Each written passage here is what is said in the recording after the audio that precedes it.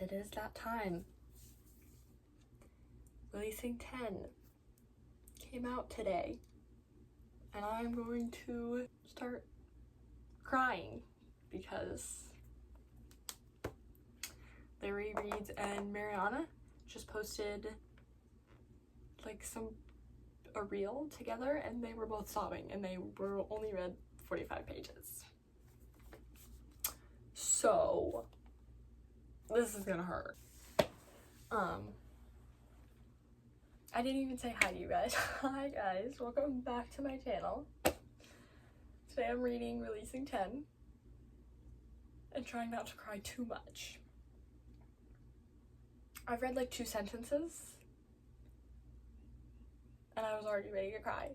And that was on the way home from Barnes & Noble because the whole thing happened, and I was gonna film in there, but then they only had the edition with the ombre spines, and I need the one that's just black because you've seen my editions, but I only have the standard editions. I don't have the deluxe ones, so I needed the original ones, and then they didn't have any stock, and then I asked them if they could like order it for me, and they couldn't because for some reason, I don't know, Bloom is just being really, really mean to me right now. And then I can't order it on Amazon either because it's on back order, and I was not going to order it and wait super long. So I bought the Kindle edition. Long story short, I'm still reading the book, just not the way that I thought I was going to, but it's like 767 pages, I think is what it was, or 764 pages. So this is a lot better because I don't have to hold that massive book. So yeah. That's the whole thing that I went through this morning, and now we're here and yeah, I don't know. I read a couple books between the last reading vlog that I posted and, you know, starting Releasing 10. So I have had a break from the sadness, but I haven't even like officially started reading yet, and I already want to cry. I don't even like Lizzie that much. And I'm ready to cry. Welcome to my life. I'm gonna start reading. I'm terrified. So.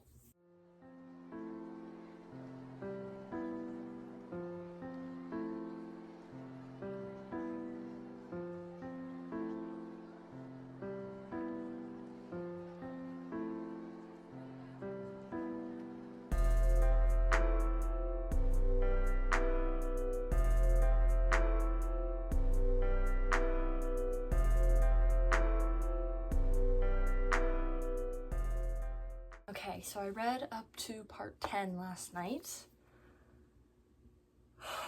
I have 11 parts left.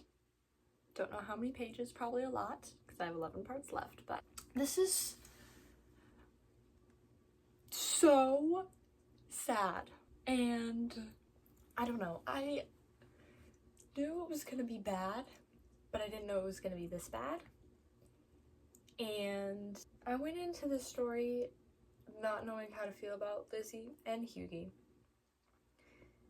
because of what I knew from a general basis is going to happen and what I think is going to happen. And I think the most heartbreaking part of all of it is the fact that Lizzie can't tell reality from the monsters in her head. And so when things are happening, first of all, the doctor's convincing her that the monster is all in her head is sickening to me. Somebody should have been able to break through to her and actually figure out what she's talking about when she talks about her sister letting the monster in. Like, somebody. She was there for 2 months. You're telling me nobody cared enough to try to figure out what the root problem was with that whole situation that got her put into that rehab facility? Like, nobody tried to do a deep dive into that situation and ask her about the monster that her sister let in. They just told her it was a figment of her imagination. Another thing I don't like, the way her dad and her sister treats her. I don't like it. I understand that her dad has been through this before with his sister, but this is your daughter, dude. Like, you can't, this is not the situation where this is not the situation to be doing these things and saying this stuff. She's so convinced that Lizzie is so convinced that she's bad because since the age of 3 or 4, I think it's 4, she was told by her dad, and her sister, by the way, that she was a bad kid. She's not a bad kid. She's got some stuff going on. Mentally. Like, she's not... And apparently there was something happened, because this book starts when Lizzie is 3. And so apparently there was stuff that happened before that, which is why she was nonverbal for a while, and then why she has early onset bipolar disorder, which is another heartbreaking thing as well, because she was 4 and she already had that, and that's just, I'm not doing well. So I have taken breaks. I have read 9 parts, but I have been taking breaks because it's bad. It's so bad. I can feel it in my eyes. Like, I want to cry all the time. Like, I feel it. It's not good. I'm not having a fun time. I'm not having a fun time. The only good thing about this book, like happy, good, is that she feels safe with her friends. With Shannon and Claire and Gibbsy and Patrick and Hughie, especially Hughie. That she feels safe with them. That's probably the happiest part of the book. And that she likes the Biggs house because it doesn't remind her of her house. And she doesn't like the Gibsons' house because it reminds her of her house. That was an arrow to the heart, by the way, when she said that she didn't really like going to the Gibsons' house because it reminded her of her house. I think I know what the common denominator is. I think I know what you're talking about. But you don't see it that way because, oh my gosh. It's gonna be a rough couple of days till I finish this book. I don't even think I'm 40% in. Let's see what percent I am. 39%. So I'm almost 40% in. It's gonna be a rough couple of days. I don't know. I think earlier when I said that I can just feel the tears ready to fall at all times, mainly when I'm thinking, talking, or reading this book, or about this book, really encapsulates everything you need to know about this book, pretty much, yeah. And I was talking to my mom this morning about this book, and she was asking me, like, is it gonna get happier? Like, are things gonna get better? And I'm like, probably not. And I just threw my Kindle. Probably not. And there are happy moments, but the happy moments are so small, and the sad moments are so gut-wrenching that, I mean, I'm back to how I was with Saving 6 and Redeeming 6. I miss Taming 7. To be quite honest with you, everybody was going through it then too. They were a little bit happier, and I miss those times. I miss the ending of Keeping 13 too. Why can't they just be happy for like 200 pages, maybe? Like, I'm going through it. It's just, I'm gonna go read some more and I'm gonna try and finish the book. That's the goal here at this point. Just finish the book. That's all I gotta do. That's all I'm worried about right now, is just finishing. Yeah, all I gotta do. That's all I gotta do, is just finish the book. I don't know if I can do that. I'm about 60% of the way through. I understand why she was fighting Gibbsy and Claire so hard on what really happened that caused her sister to kill herself. It's so sad. I really hope that Lizzie tells the truth, the full truth, because people need to know. And this story is just so heartbreaking, and nobody believes her. Like, nobody believes her, and that is even worse. She hasn't said anything to anybody about what happened yet, Oh my gosh. I just have to get through the last 40%. I don't know if I can do it though, because it's not that. It's just really, really sad. And it makes me cry a lot. It's been a rough couple of days. Gosh, every time I pick up one of these books, I'm crying. I'm crying. I have to make Chloe Walsh pay for my therapy. Because this is just... I have like no words other than I'm always sad. Every time I think about this book, every time I read more of this book, I'm just so sad. And there's no way it's gonna get better. She was 4 or 5 when all of this started, Lizzie was. She's 12 when it stopped, with like a 6 months break in between there towards the end. And I just, oh my gosh. That was how many years? If she was 4, which I think she was 4. But if she was 4, that's 8 years. If she was 5, that's 7. 7 to 8 years of... And nobody, not one person in that house figured it out. That is like probably the most heartbreaking part of all of it. Also, why would you leave your 2 children alone to go to a different country? I don't care what it's for. Why would you do that? Like, oh my gosh, I'm so mad. Because where are the adults? Where are the adults?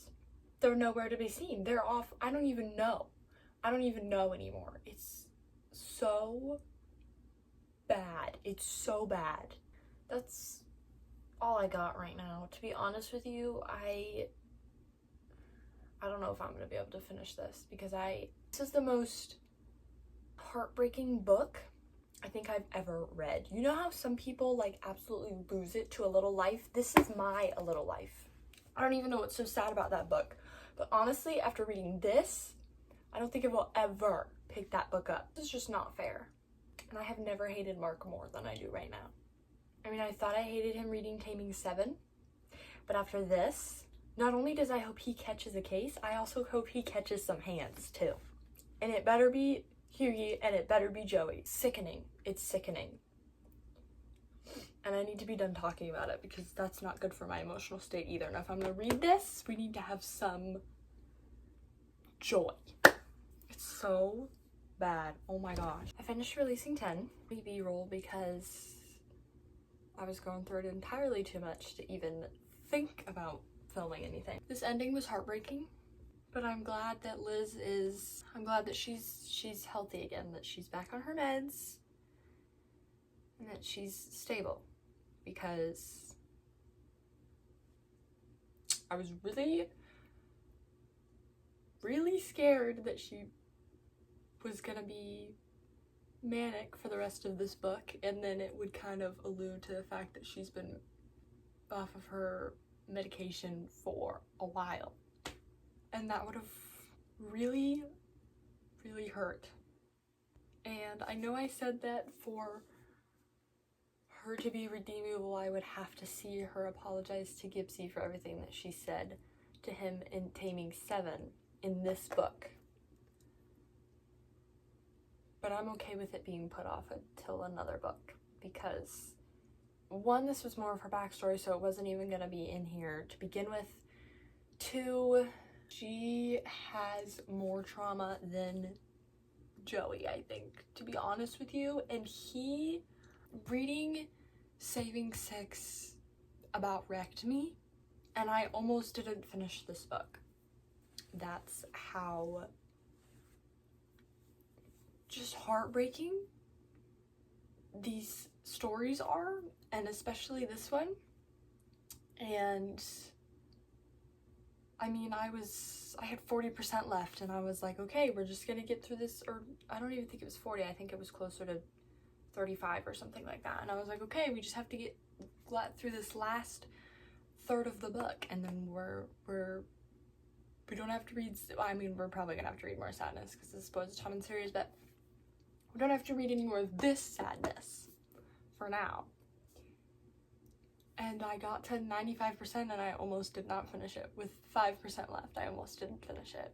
So that really just goes to show how, I don't even know, the things that Liz goes through and continues to go through, like, things were getting so much better for her, and then it all just fell apart because of Mark.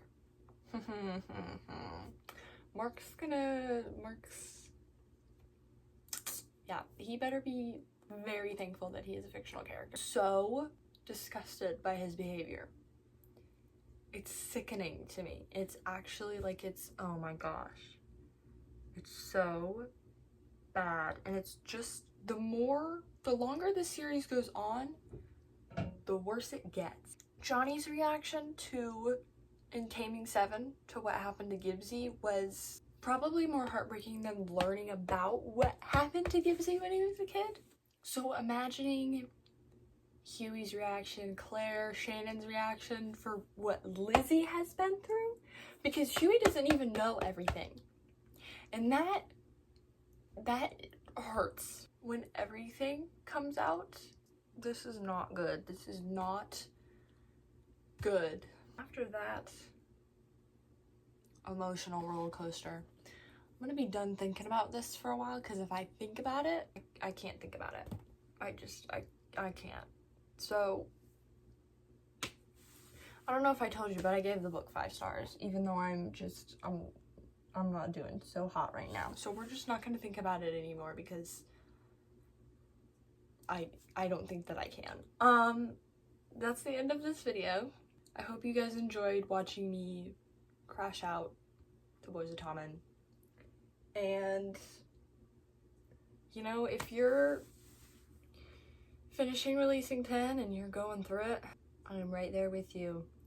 And, you know, yesterday I went for a drive for like an hour, just to give myself a break. So maybe do something that you enjoy to give yourself a break. I'm gonna be done talking about this. I hope you guys enjoyed this video. Make sure to like and subscribe and hit that notification bell so you can be notified every time I upload, which is on Mondays. I love you guys, and I will see you in the next video. Bye.